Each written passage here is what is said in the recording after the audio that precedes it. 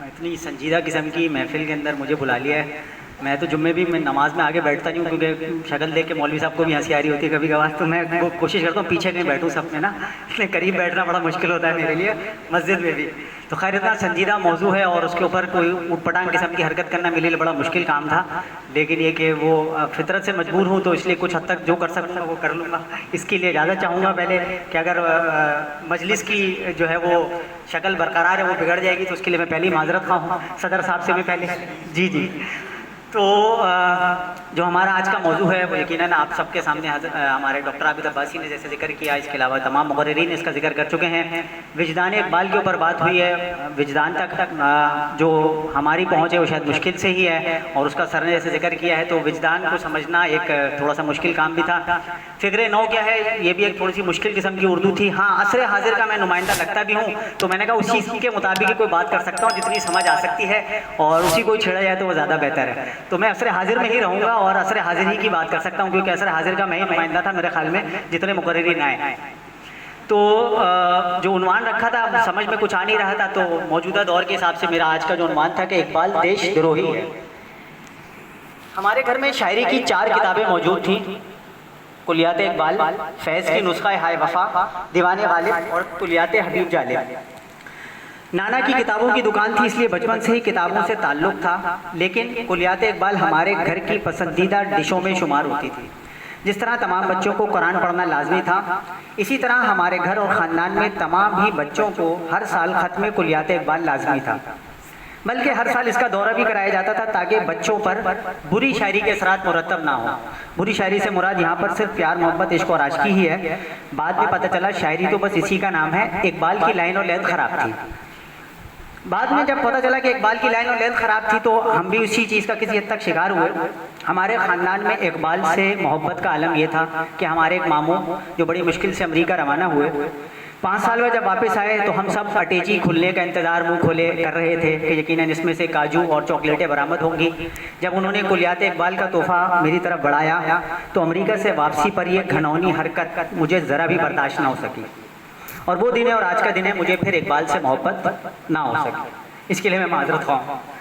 9 नवंबर के प्रोग्राम का ऐलान हुआ, मैडम की तरफ से अहकामात सादिर हो गए थे कि तुमने भी कुछ करना है, तो दिल से सदा आई कि मुझसे पहली सी मोहब्बत मेरे महबूब ना मांग।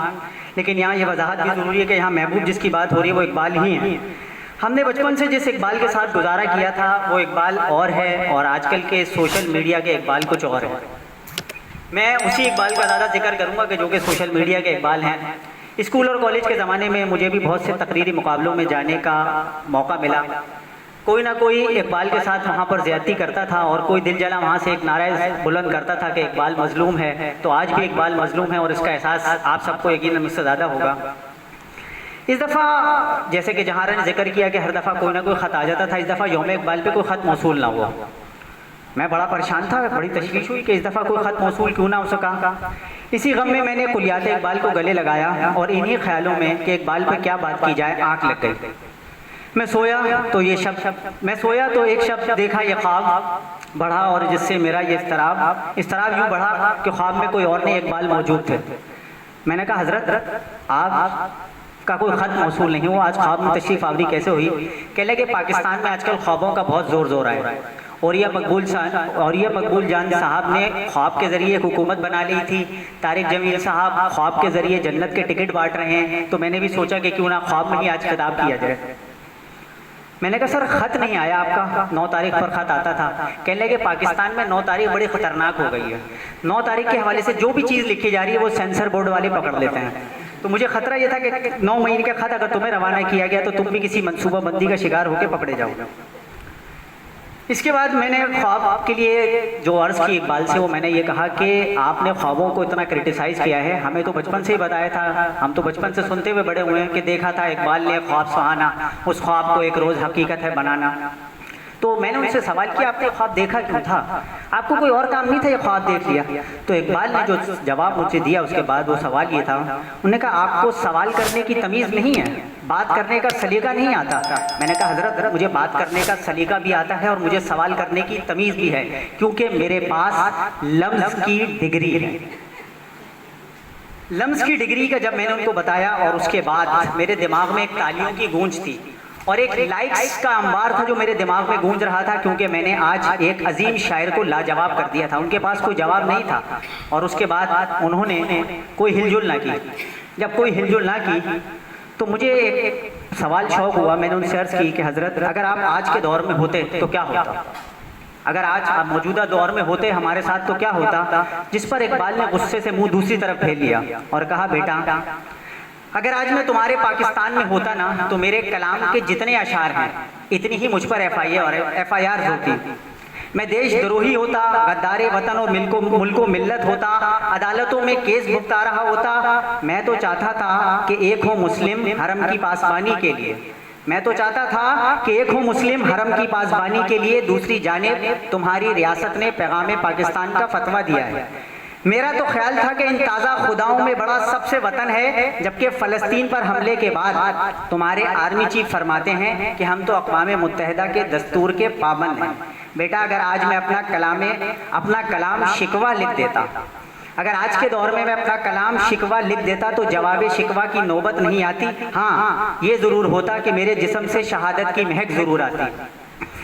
इसके बाद मेरी आंख तो खुल गई, लेकिन मैं ये बात सोचने पर मजबूर हुआ कि वाकई अगर आज इकबाल इस अहद में होते तो उनके साथ क्या हो रहा होता। अच्छे खासे माकूल लोग भी जो कि उर्दू दान होने के दावेदार हैं, बल्कि कमाल तो ये है कि ना तो सिर्फ उर्दू नसर बल्कि उर्दू शायरी भी पढ़ाते हैं, वो ऐसे ऐसे अशार इकबाल के नाम से मंसूब करके सोशल मीडिया की जीनत बनाते हैं कि जिसको अगर इकबाल खुद पढ़ लें तो हमसे ज़्यादा वो शर्मिंदा हों। इकबाल जो नौजवानों को सितारों पर कमंदे डालने का इशारा देते थे, इकबाल जो नौजवानों को सितारों पर कमंदे डालने का पैगाम देकर गए थे, आज इस अर्ज़े पाक पर वो जवान पहले ही अपने मुल्क के आवाम की घरों पर रस्से डालते हैं और उसके बाद उनको काले डालों में डालते हैं। मैं सोचता हूँ कि अगर इकबाल होते आज तो शायद तराना हिंदी लिखने के जुर्म में लापता हो चुके होते, या फिर किसी सियासी भर्ती होने वाले जज के चैम्बर में खड़े होकर इस बात को साबित कर रहे होते कि इस शेर में सारे जहां से अच्छा हिंदुस्तान हमारा का मकसद क्या है, और मौजूद जज साहिबान ने जो समझा है वो मतलब गलत है।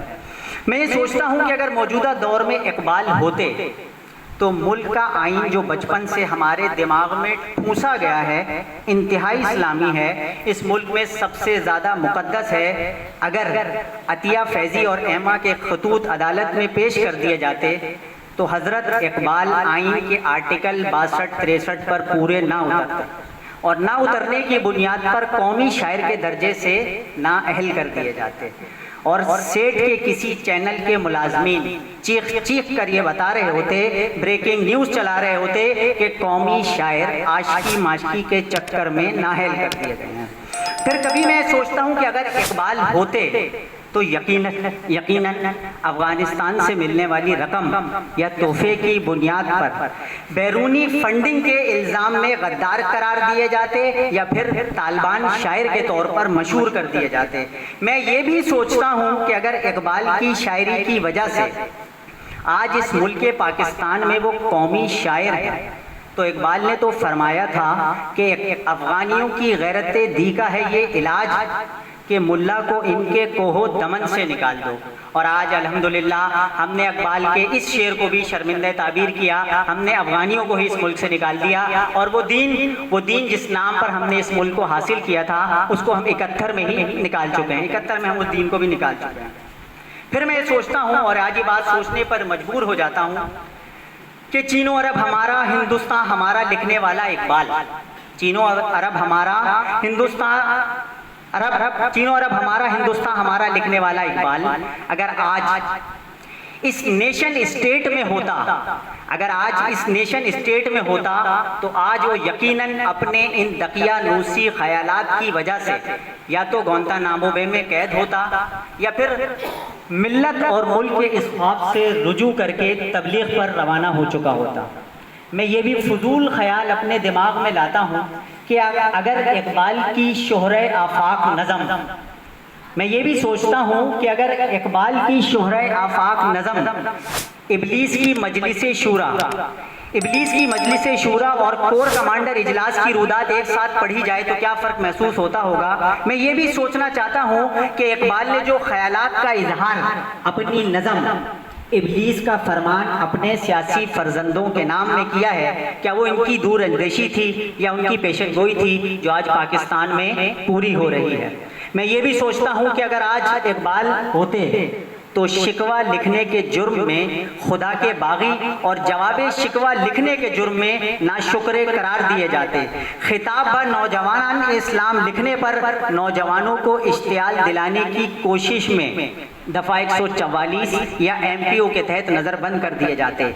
इकबाल ने जो आहे सहरगाही दी थी वो आज हमारे नौजवानों को इस तरह से समझ में आई है कि वो सारी रात एक कॉल के ऊपर काली कर देते हैं। हमारी इकबाल की शेर के नहीं है ना उम्मीद इकबाल अपनी किश्ते वीरा से, ज़रा नम हो तो ये मट्टी बड़ी जरखेज़ है साकी। ये पाकिस्तान में अगर शेर किसी को समझ में आया तो शायद मलिक रियाज और बहरिया को समझ में आया। इसके अलावा ये शेर कोई और ना समझ सका। जाते जाते एक शेर और भी किसी ने अर्ज़ किया था कि दश्त तो दश्त हैं दरिया, दश्त तो दश्त है दरिया भी न छोड़े हमने। और मेरे ख्याल में इकबाल का ये पैगाम भी DHA और साईं सरकार को सबसे ज़्यादा समझ में आया है। और सच तो ये है कि मुझे इकबाल के साथ होता ये जुल्म बिल्कुल बर्दाश्त नहीं होता। मैं इस इकबाल की याद में मुनक्किदा तकरीब में ये अर्ज़ करना चाहूँगा कि इस वक्त मुल्क जिस नाजुक मोड़ से गुजर रहा है, इस मोड़ पर इकबाल की शायरी किसी बहुत बड़े साने को जन्म दे सकती है। इसलिए लाजमी है कि इकबाल को कौमी शायर के मनसब से हटाकर अली ज़रियोन, तहजीब हाफ़ी या फिर अताउल्लाह ईसा खेलवी को कौमी शायर का दर्जा दिया जाए। बहुत शुक्रिया।